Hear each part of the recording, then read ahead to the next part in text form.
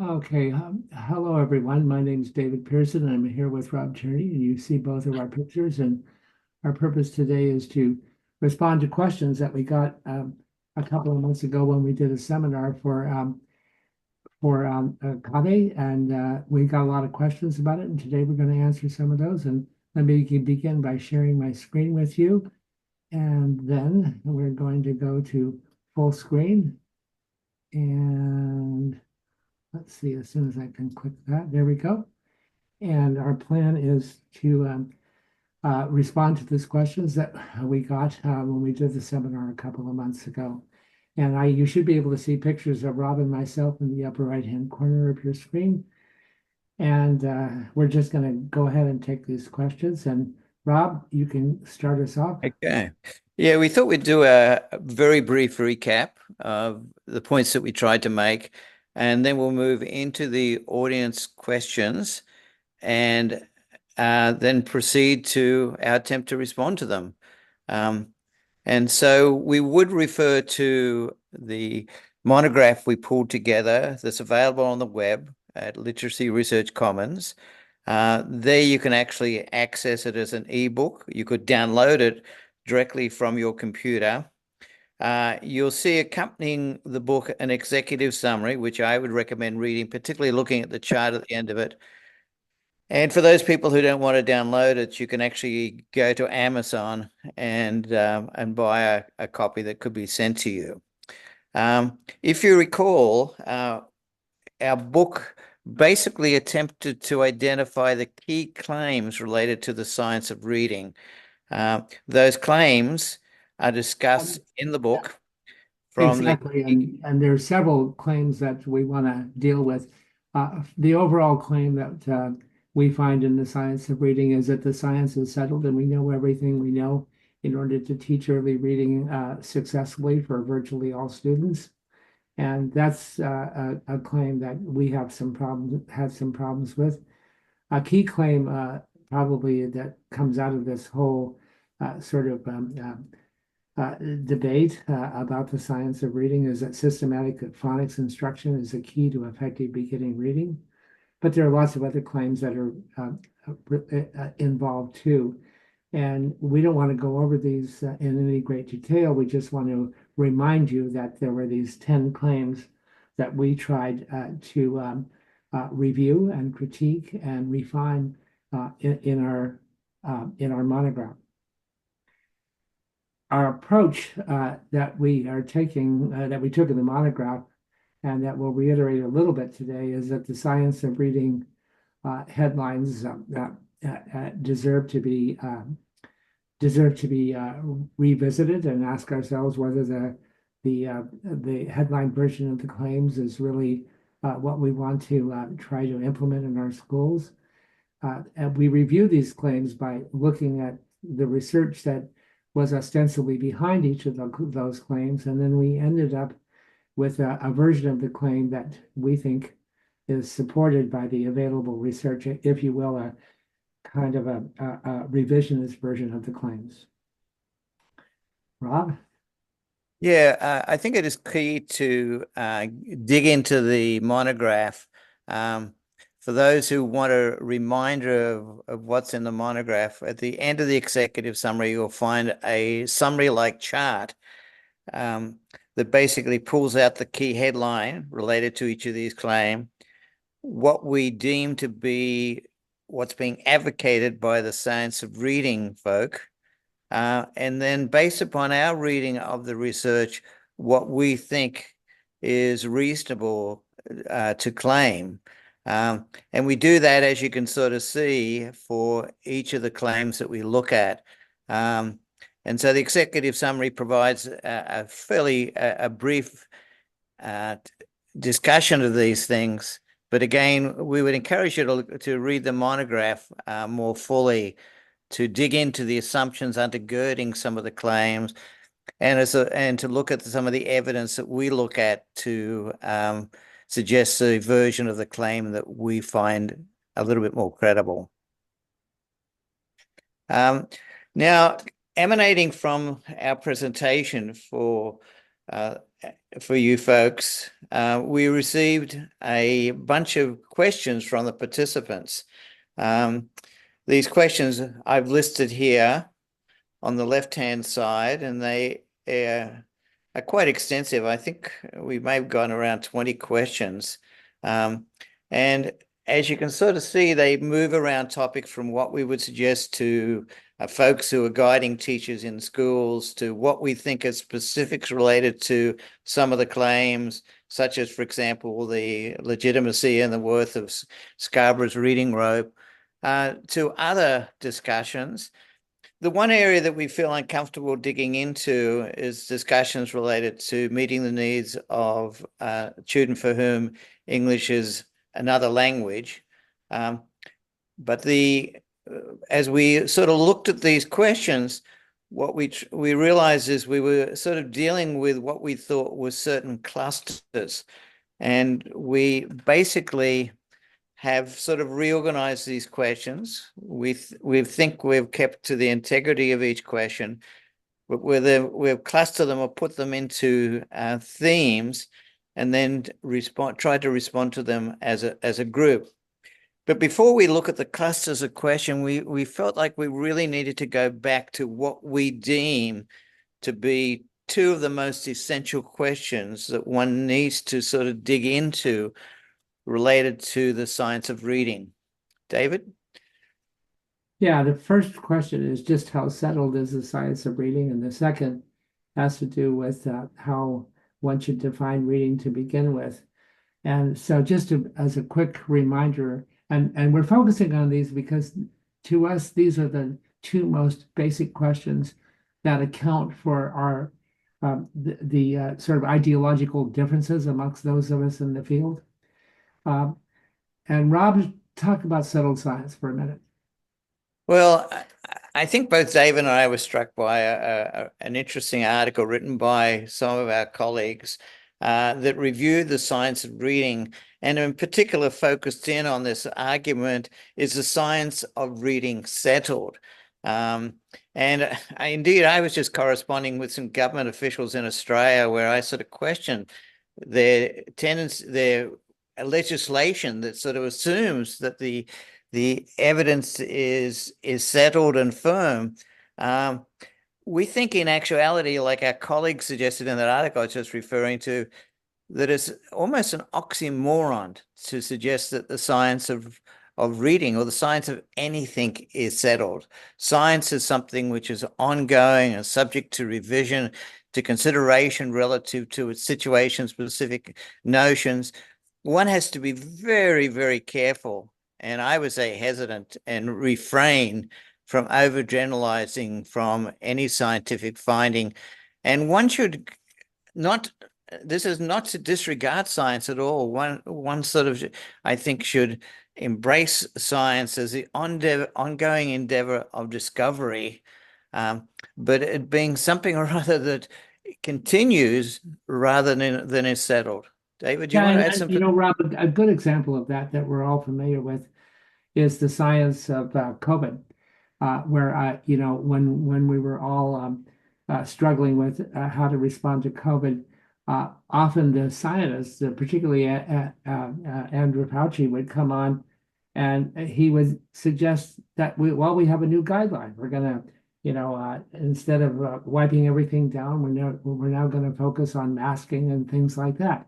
And why did they change their mind? They changed their mind because they got new evidence, and they had, with that new evidence, new theories about how the disease spread, and also new evidence and new theories about how to counteract it with both prevention and vaccines and the like. And a lot of people got very upset with the scientists involved in this because they kept changing their mind. Well, they were changing their minds because science isn't settled and new evidence changed the situation and the recommendations for what to do about it.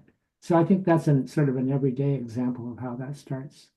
You may have noticed that I just pulled off my shelf a book that I had read and I embraced. I wasn't going to do this, but it's called The Emperor of All Maladies. It won a Pulitzer Prize many years ago, but it's a history of research on cancer. And it repeats exactly what David says. is it's I think sometimes the notion that we're going to find a cure for cancer is a little bit problematic. I think it's an ongoing search.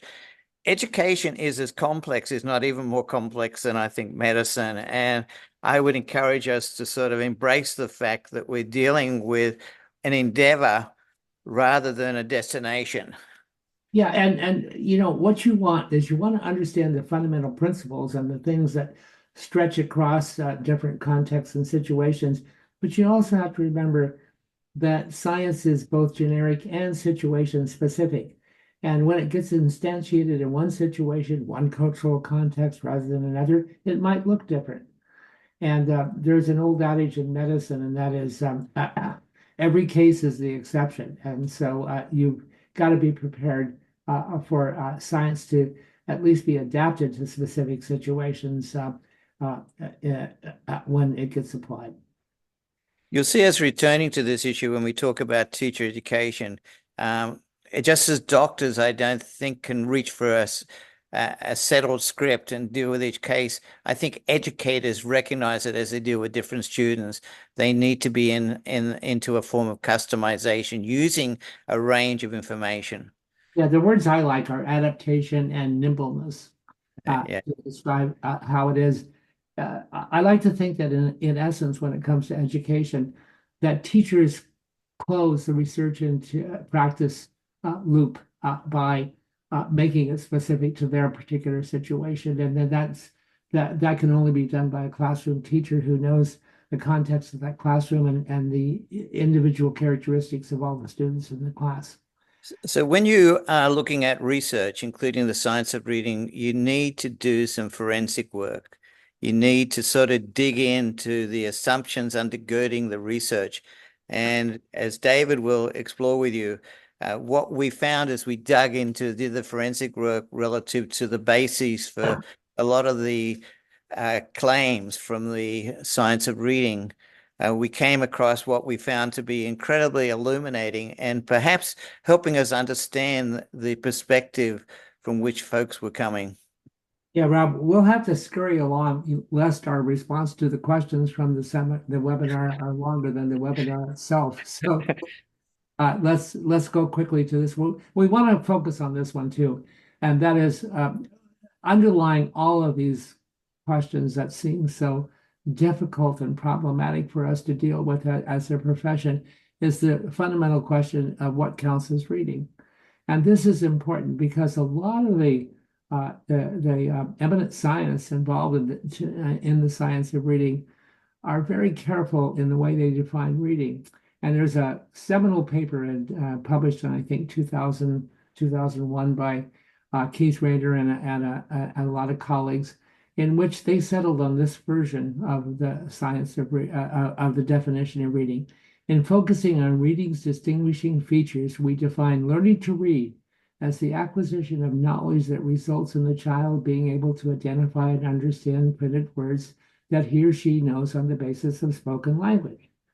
So what does that say? Well, you translate the print into your oral language and you understand just the way you understand listening comprehension. And then they rationalized the definition in this way. To see the value of the narrow definitions, it's useful to make a distinction between literacy and reading. Literacy includes a variety of educational outcomes, dispositions toward learning, interests in reading and writing, knowledge of subject matter domains that go beyond reading. Notice what they've done. They put all that stuff in a different bucket than reading. These dimensions of literacy entail the achievement of a broad range of skills embedded in cultural and technological contexts. An extended functional definition is useful in helping us make clear the wide range of literacy tasks a society might present to its members. What are they doing? They're taking a lot of the stuff that others of us in the field think is central to reading, and they're putting it outside reading. They're putting it within literacy and learning. And contrast that definition with this one, which is from the 2026 National Assessment of Educational Progress Framework. Reading comprehension is making meaning with text, a complex process that's shaped by many factors, including readers' ability to engage with text in print and multimodal forms, employ personal resources that include foundational reading skills. This definition doesn't exclude the foundational skills, it just contextualizes them in a broader set of processes: language, knowledge, and motivations. And you extract, construct, integrate, critique, and apply meaning in activities across a range of social and cultural contexts. Now, go back to the earlier one.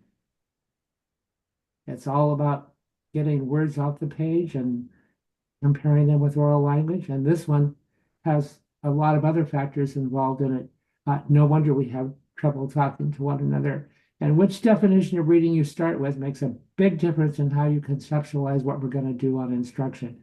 Just want to remind you about this because it underlies most of the areas of difference that we find in how people and what people recommend for teaching and reading. Well, it's not surprising as we turn to the questions that participants raised. The first question was a question, well, okay, if you're a principal in a school or a vice principal or a coach in a school, what should we do to support the teachers? David, you want to? Well, my computer went to sleep on me here for a minute, so you'll have to bear with. Okay. But basically, what we're going to recommend here is something that we didn't really deal with in our report per se, but it's something that both Rob and I have a lot of experience with because we've both been very involved in work in schools and in encouraging schools to take on their own efforts to outgrow themselves and to initiate locally based reforms. And it's all a matter of, from our point of view, of collaboration. And it's collaboration at every turn. And if you want to be an effective principal and you want to guide teachers toward professional growth and new approaches to teaching reading, then you have to adopt an ethic of shared responsibility. Leadership requires you to play an active role in your school, and you have to be as active as any teacher in your school in terms of taking the lead and the responsibility for new ideas and new approaches and the like. We encourage principals to be a leader, but also to be a teacher. That is, sometimes you can make presentations in a professional development setting, and to also be a student. And what that means is that when teachers are taking the teaching role in a professional development setting, you're there as a student to learn from them. In the work that Barbara Taylor and I did in the Sierra School framework in the early 2000s, one of the things that we found is that building local capacity was absolutely essential. And what we did is we encouraged teaching staffs at a school level to have staff experts, people who were the go-to folks on important topics, like you might be the expert on fluency and someone else on comprehension and a third person on the role of text. And you would be the person who would organize and the professional development activities in that area and gather readings and be the gopher for the rest of us and the like. And so every teacher, we want the principal to be a leader sometimes, to be a teacher sometimes, and to be a student sometimes. And we want every teacher to assume those roles too: leader, teacher, and student. And one of the other things that you should do is subscribe to a source for keeping up to date. I find the articles in the journal Ed Leadership to be a good start, particularly for leaders, and they're focused on new ideas that you as a leader ought to know about and be ready to support in your school. But when it comes to literacy, I think journals like the Reading Teacher, which is from the International Literacy Association, can be invaluable too. My most important piece of advice, though, is to negotiate everything. Even if you could import a professional development program that checks all the boxes for what you need and what you think you're going to need to ensure that kids get the best possible curriculum, you don't want to hand it to folks on a silver platter. Everybody has to have a chance to own the reforms that you're engaged in, and they won't own them unless they've earned them. And they won't earn them unless they've dug deep inside them, examined them, and figured out how to apply them to their specific context. So my advice on leadership at the school level is get yourself engaged and join with your teacher in a collaboration with a pretty flat organizational thing where you're not just the teller, you're also the listener in the situation. And above all, listen to your teachers to find out what their needs are. I think from David and my experience with working with teachers, I think there are three things that we would suggest key to. One is that the concept of best practice may be a little bit slanted one way when what we would rather see is best practicing. We talked about this in our presentation initially. But a second thing we would stress is when teachers are working in classrooms and thinking about their instruction, they should focus on the students rather than focusing so much on themselves that they become almost overwhelmed by their own actions. They should focus upon the students and what their needs are. And I think the key thing from my perspective, I think David's too, there's a sort of a PR. And the PRs is how do you promote the teacher to be making decisions rather than prescribe to the teacher? So the principal or the leader should, in a sense, lead from behind rather than tell people what to do or to judge them. Yeah, And exactly. And actually, when we were doing the Sierra School Change Framework in the late 90s and early 2000s, we found that with this sort of grassroots approach to reform, that we got just as good a results as prescribed and pre-organized reforms, even better in some cases in terms of student achievement and the like. So it's not as though it doesn't have a basis for efficacy. It really does. And even if you have to, organize it from scratch, and even if you could have told people what to do to begin with, don't do it. Let people be involved in the process and figure out a lot of the things for themselves. If you do that, then they'll own the reform, and it stands a chance of actually surviving. one Okay. of the other questions we received was really related to models of reading. One of the questions was focused upon the Scarborough's reading rope. Another question included the Scarborough's reading rope, but also made mention of other models. And as we sort of looked at that question, I was so reminded of my brother-in-law who trains doctors in emergency room, where he adopts the adage for doctors in training, don't don't be so quick to assign a person to a specialty. Indeed, I find models a little bit that way. I find different models illuminate reading in different sorts of ways. And when you look across the different models, you can sort of see a lot of the science of reading are tied up with a model that Phil Goff and his colleagues suggested with a simple model of reading. To some extent, the Scarborough reading rope model is tied to that. But then you look at other models, and those models include a range of various factors and elements consistent with concepts such as the three queuing system, or concepts related to socio-cultural dimensions like the work of Vicky Purcell Gates. And so I find myself as an educator working with students, oftentimes wanting to look through the lens of different models rather than the lens of one restricted model. And so as we were sort of looking at this question, yeah, we can identify some things that we like about each model. For example, the Scarborough's reading model, I like the intertwining, I like the interactive nature of it, but I wish it sort of dealt with further elements that are included in other models, and it doesn't. And likewise, other models, they might have positive things, but they might have limitations as well.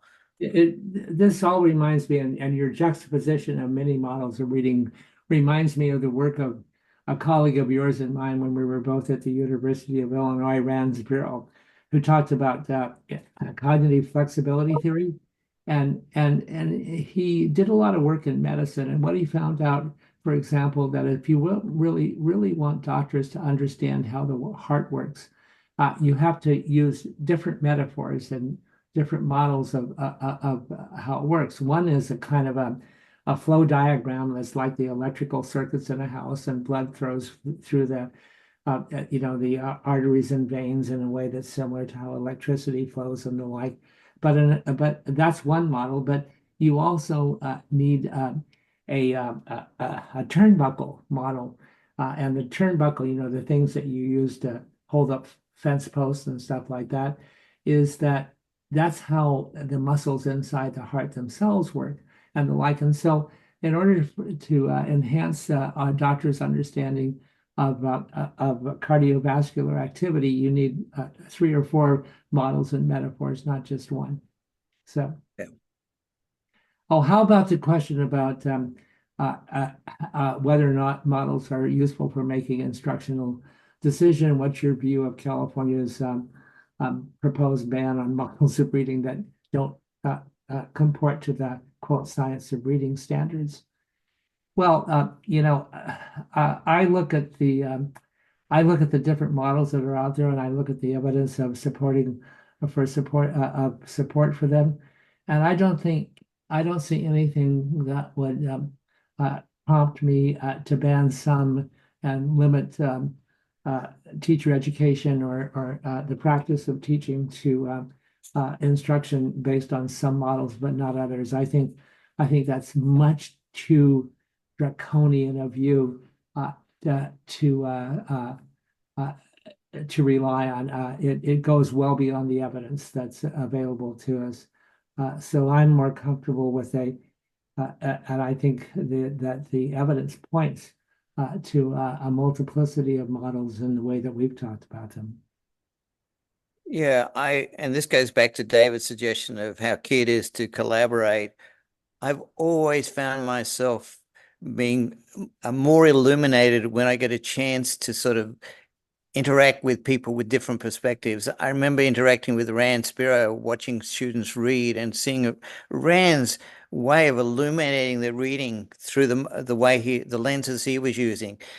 And people like Judith Green, through a sociocultural background, or Vicky Purcell Gates, illuminated things in ways that I found much more illuminating. I think that's partially why I like to read different books by different perspectives. Um, And there's a question about the three queuing system. Is there research evidence to ban the three queuing system, as it's been suggested in a lot of states? And there are, I think, 13 states that have now banned uh, teachers and teacher education from discussing instruction that's based upon the three queuing approach.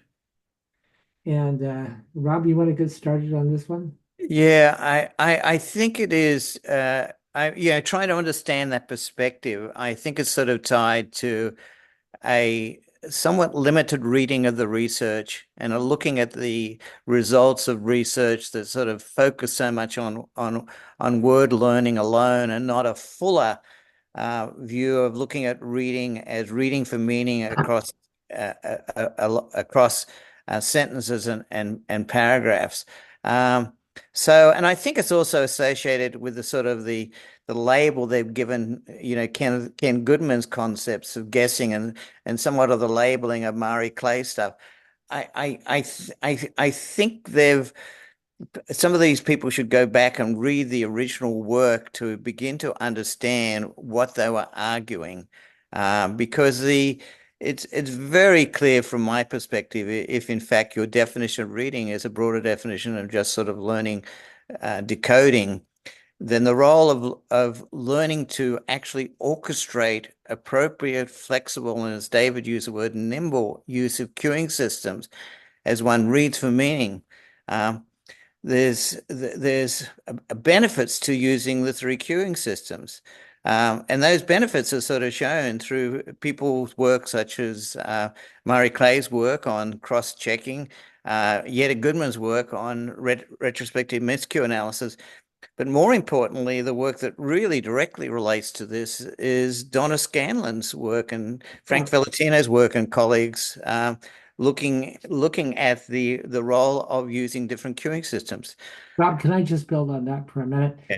And in building on what Rob said, I know no credible evidence that would, from instructional research, that would show that encouraging kids to use the three queuing, or for that matter, four or five or six queuing systems, is detrimental to their development. To the contrary, I think the weight of the evidence comparing single queuing, like uh, only phonics or orthographic clues, for example, comparing that to multiple queuing, such as the approach that you described by Scanlon, the interactive strategies approach, suggests, first of all, an advantage in word reading and comprehension for multiple queuing, and secondly, a tendency amongst readers as they develop ever greater expertise to come to privilege orthographic cues as a first line of effort in a toolbox that includes many, many types of cues, which we're going to show you in a second, and the like. And so for example, here, you look on the right, you'll see Scanlon's checklist in her interactive strategies approach. And notice that some of these strategies are circled in blue and some are circled in red. Well, all the ones that are circled in red focus on either a phonology or orthography, and all the ones that are in blue focus on a meaning in some way, shape, or form. And notice that their checklist for the ways to figure out words that they promote with children include both meaning cues as well as code clues. And what they find over time is that kids have this full toolbox available to them. They come over time as they become more mature and efficient readers to rely more on the orthographic clues. So what this tells us is that if you want readers to become become more efficient, they can over time. It doesn't mean that you have to withdraw meaning cues from them. And I think the point about multiple cues is that they're more likely to keep the emphasis on making meaning than our single clues.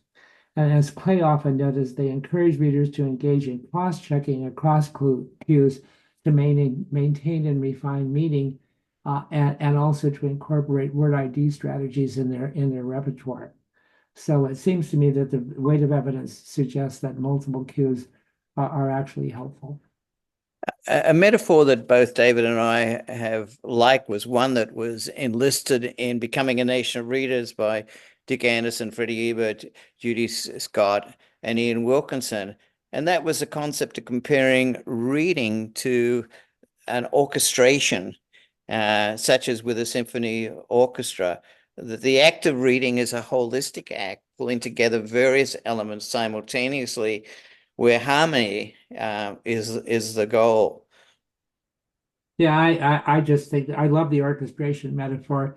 I like it even better than a balance metaphor, and the like. And if you're going to have balance, it's the balance of nature, not the balance of a fulcrum that matters. But I think the notion of harmony with all the parts working together in one direction toward one goal, and that is making meaning, is really where we want to go.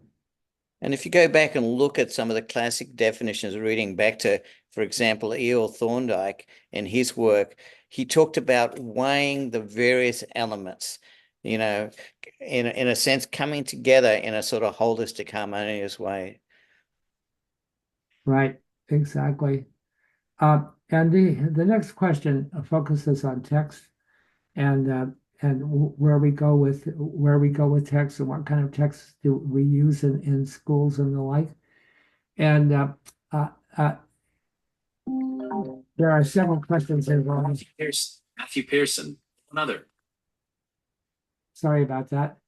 Um, the What I want to say here about text is that the best advice the best conclusion that I've seen from research on text comes actually out of A Nation of Readers, the 1985 publication that Rob just referred to by Dick Anderson and colleagues, in which they concluded, after looking at research on decodable text and predictable text and everyday text of variety of sorts, that every day kids should read some text that's well within their range of confidence and competence.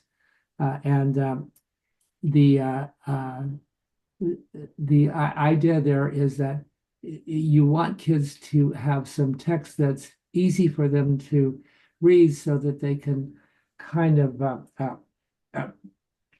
apply the strategies and skills they've been learning to text with some ease and the like, and they can also feel confident about their capacity to handle text on their own.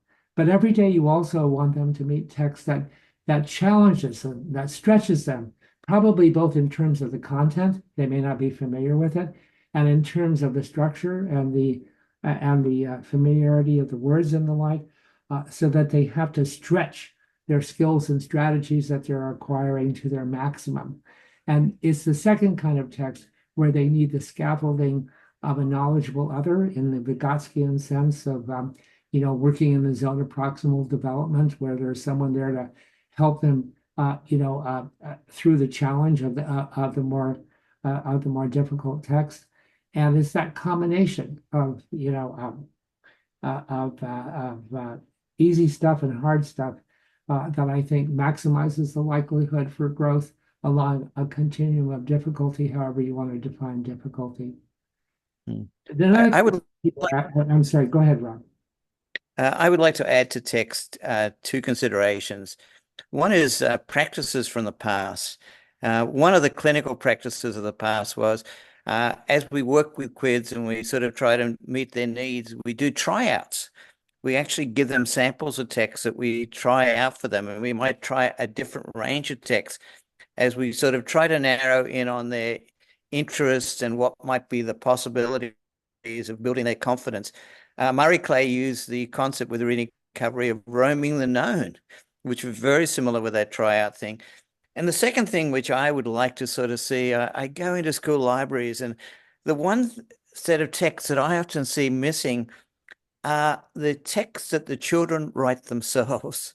And I would love to see more opportunities for teachers to actually engage kids in writing their own material, which becomes an integral part of, in a sense, the library material that they access to over time. Right, and I want to put make a point out of Rob's last statement, and that is that if you ask me to write a text, if there's an audience that's going to read it, I'm going to go into the composition of that text with a different attitude than if I think I'm just writing it for you as the teacher. So having real audiences available to read the text that kids construct themselves, I think, is important. So having a library of books available so kids can read one another's texts is, I think, an important part of that. And it's important for a lot of reasons, most notably the motivation. When you have a purpose for doing something, you're more likely to engage in it more assiduously. And you're also likely to throw yourself into it, and that enhances identity and your sort of your agency as a reader. And we all know that motivation, identity, and agency all influence our capacity to engage in this thing that we call learning in school. So it has all that to recommend it. The one question that we haven't answered yet about these texts is there any research that supports the use of decodable books to teach reading comprehension? Over a long period of time, there's been a few studies that have suggested that decodable texts play a role in reading development, but not necessarily, on comprehension, but on, enhancing one's ability to do word identification.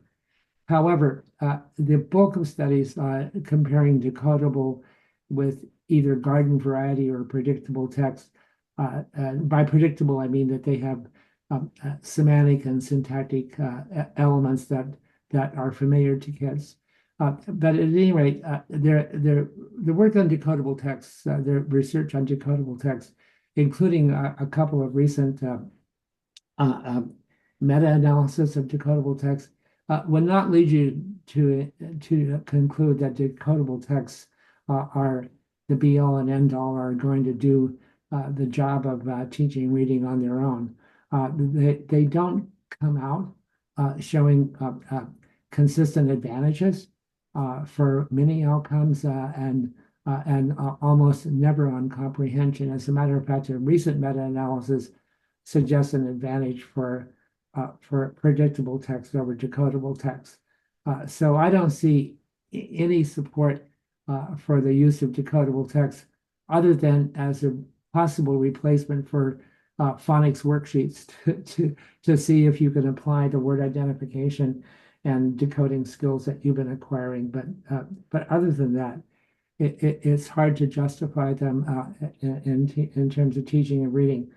And if they don't contain content and don't contain structures that allow kids to use their knowledge and oral language capacity to sort of do cross-checking for reading comprehension, then I don't see how they can possibly be construed as a key form of meaning making.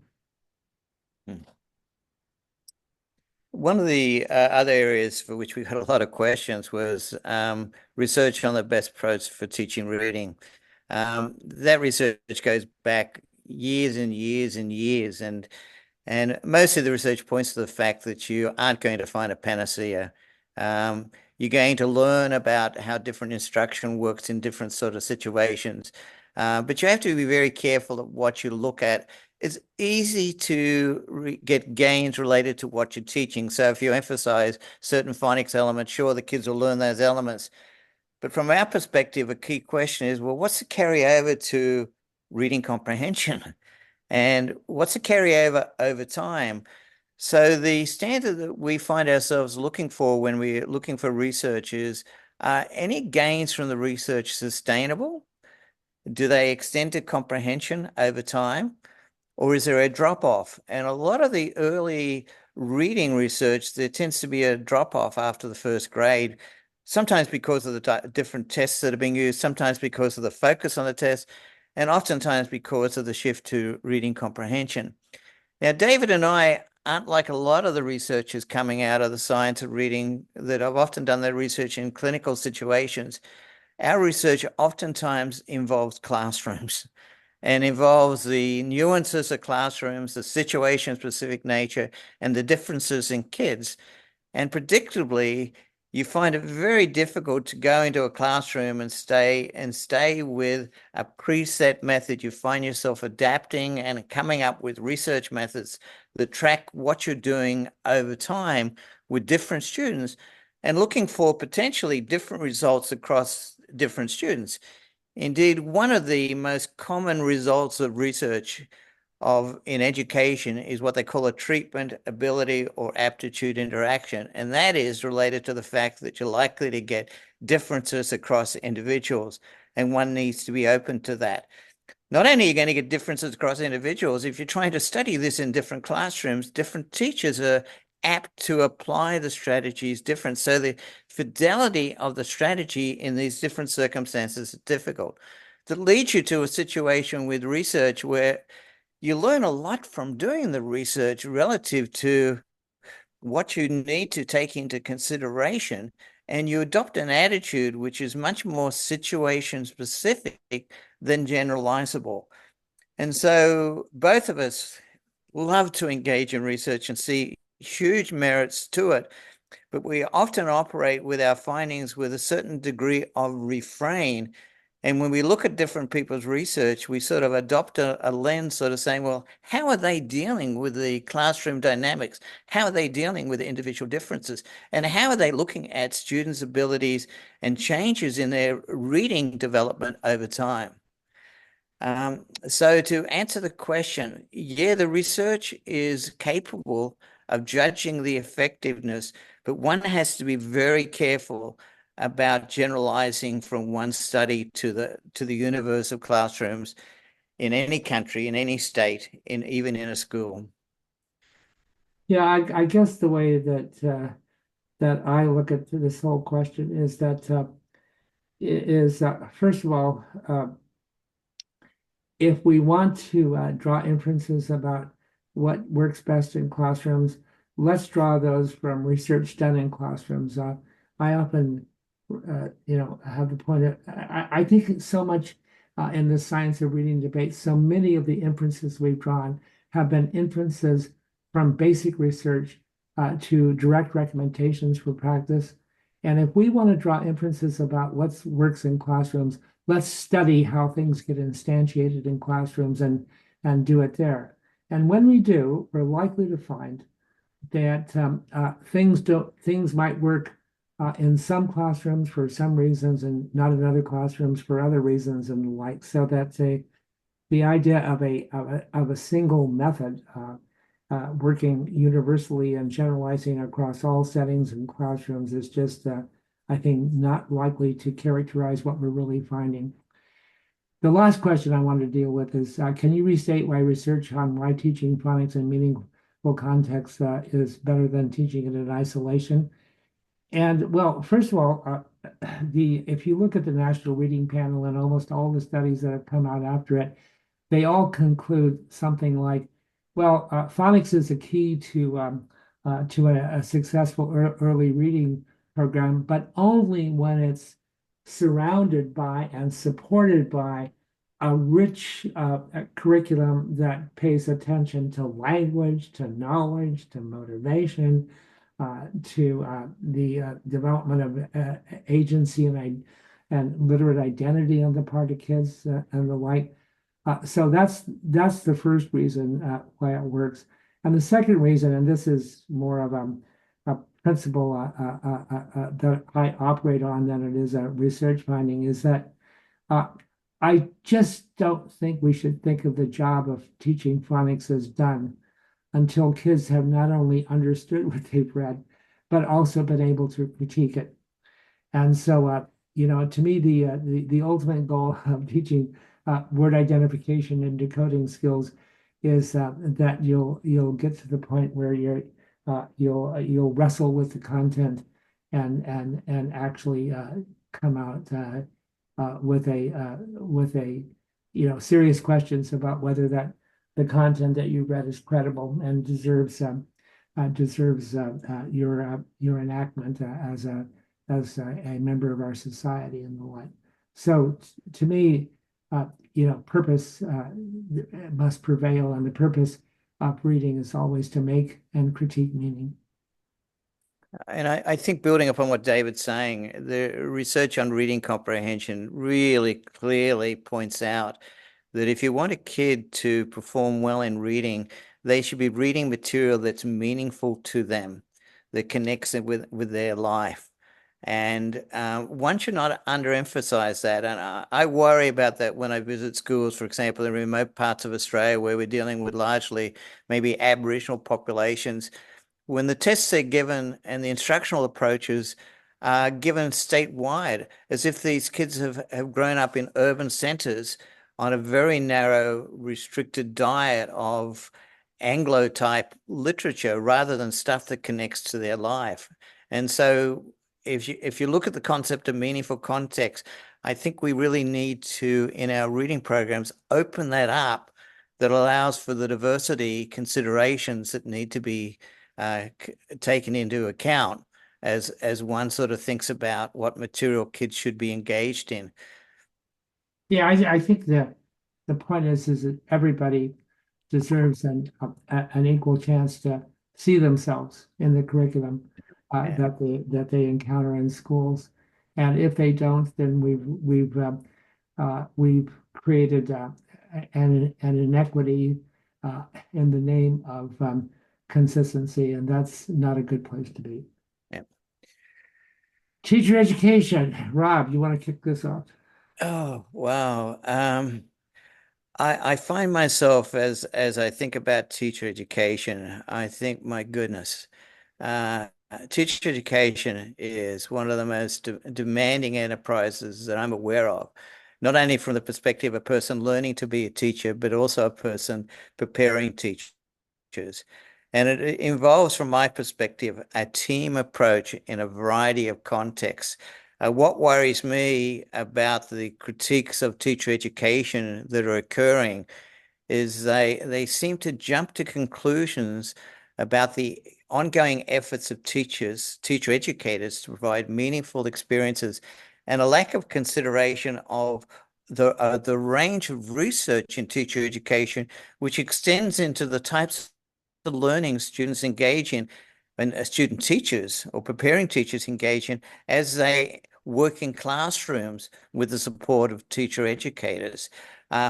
I think, unfortunately, the prescriptions coming out for teacher education, the training coming out for teacher education, hasn't taken that into account. The types of judgments they're doing of teacher education programs based upon a review of syllabi by a panel of people who don't have necessarily the background, who aren't involved in observations and looking at the full curriculum in teacher education programs is really quite problematic. And I would say this about whether it be the Science of Reading group or any group, that one has to engage with their teacher educators, as we were suggesting, principals should engage with teachers. It needs to be a collaborative effort. And recently, for example, at one of the universities in Canada, they decided to launch a cohort called the Science of Reading cohort. Well, the colleagues at that institution sort of raised the question, well, how come you're adopting the mantle of science of reading and what we're doing is not deemed as science?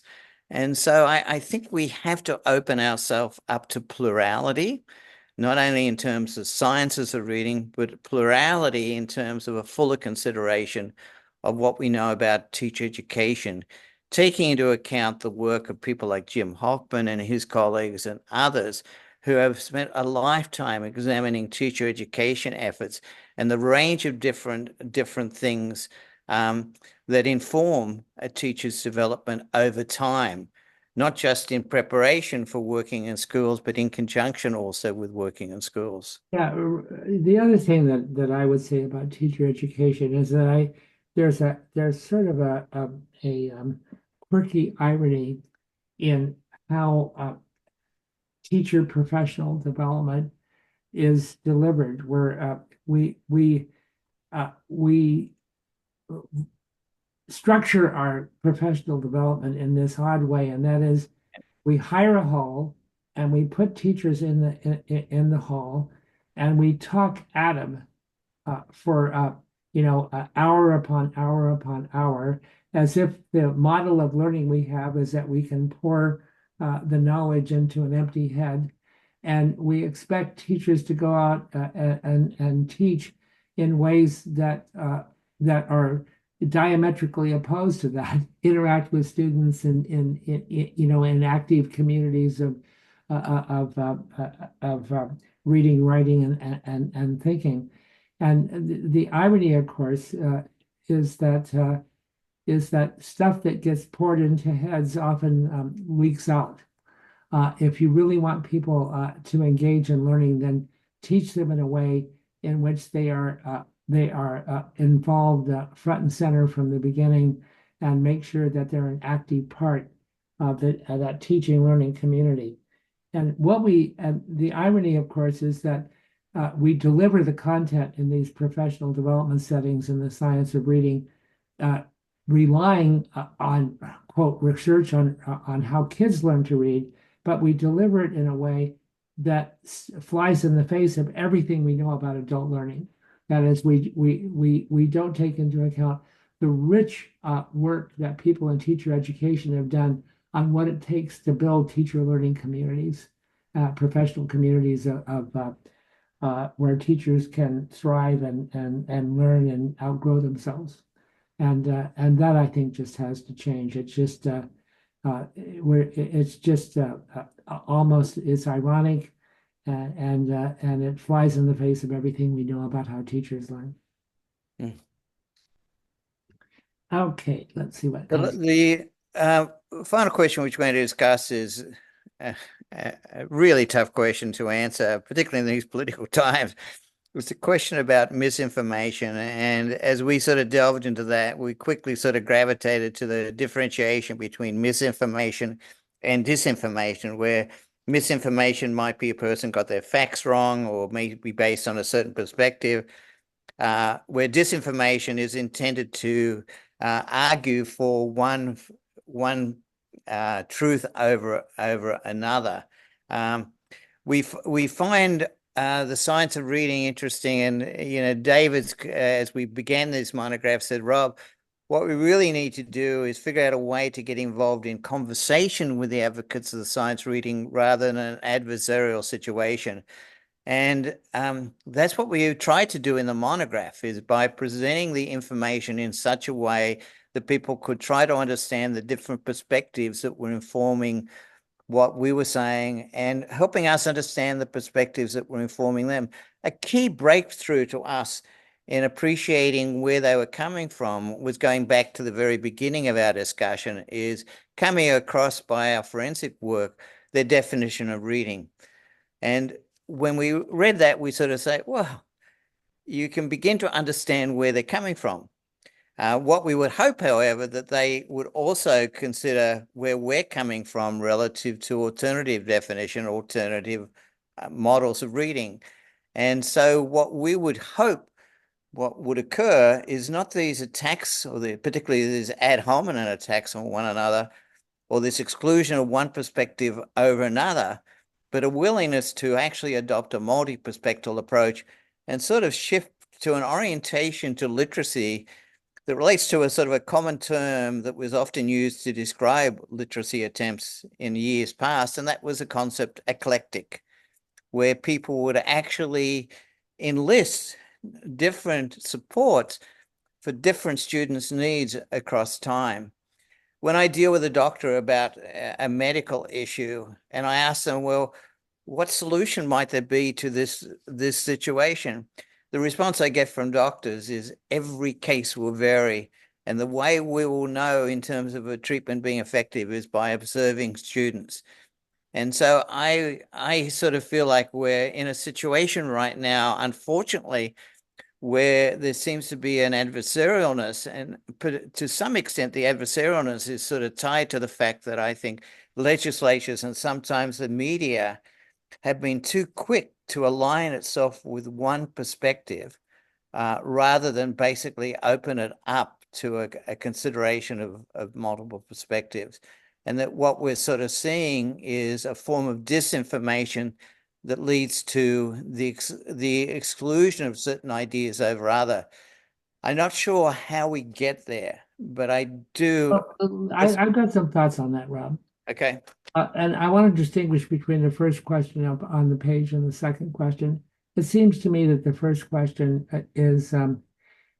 requires the kind of forensic work that you talked about, and it requires us to take a critical approach to examine what it is that companies that are marketing and selling a product are up to. And what we almost always find when we look at the marketplace, not only in educational materials, but I would argue in medicine and in auto sales and things like that, is people are in business to make money, and they'll do anything they can for that extra dollar. And so, they'll use information, they'll use misinformation, and they'll use disinformation, and most of all, they'll use selective information to achieve those goals. So you always have to remember when you're dealing with the marketplace that the true goal is to make money, and research becomes a convenient sort of a hammer to help you hammer in the nails you want to put into your marketing plan. So people use any bit of research that they can that sort of rationalizes their approach, but you always have to be skeptical of it, and you always have to ask people, where's your data? And above all, ask them, what's the evidence that you have that if I use your approach as you've outlined it, that it's actually going to enhance kids' performance, achievement, and disposition as readers, and always be suspicious of it. On the second issue about the issue of how it is that we've gotten so at odds with one another, I think we just need to rethink how we interact with one another professionally. I think that that we have to appreciate the passions and the goals of even people that we disagree with. And we ask why they hold the views. We must ask why they hold the views they do. And a perspective that a colleague of mine, with whom I worked in the 90s, Diane Stevens, always put it this way: if you were sitting where they were sitting and you were looking at the world through the lenses that they were using, what would you see and what would you conclude? And so this is, I guess, what you might call an empathetic or a sympathetic reading of another person's point of view. And I think we have to do that in order to understand why people hold views and reach conclusions that are different from those that we hold.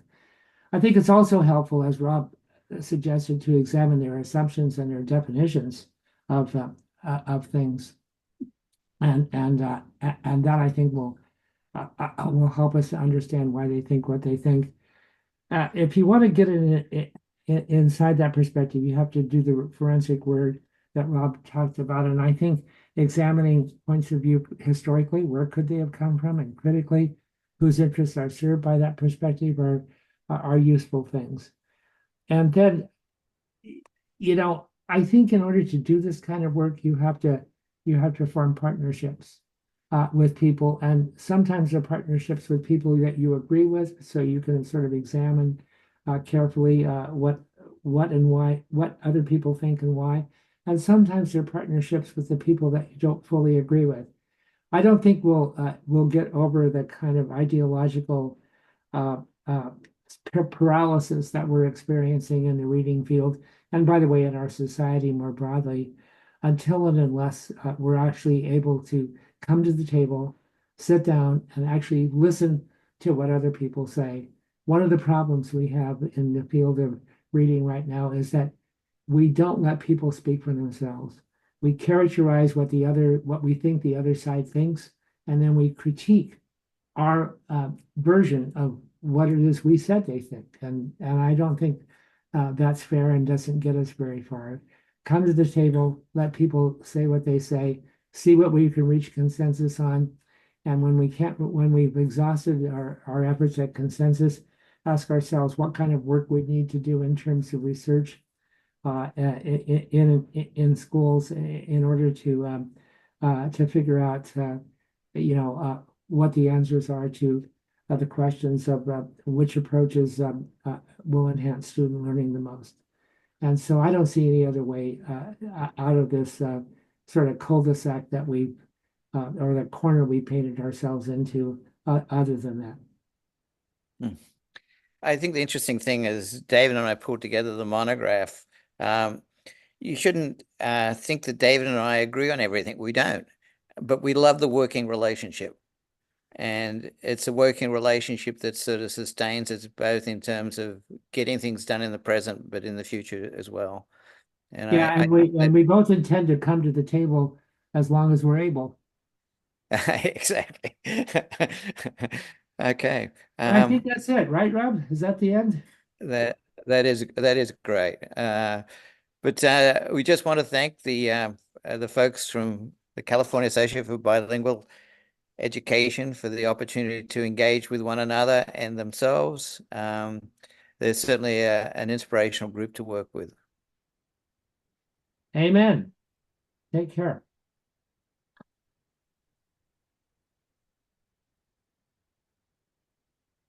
What do you think that'll suffice, David?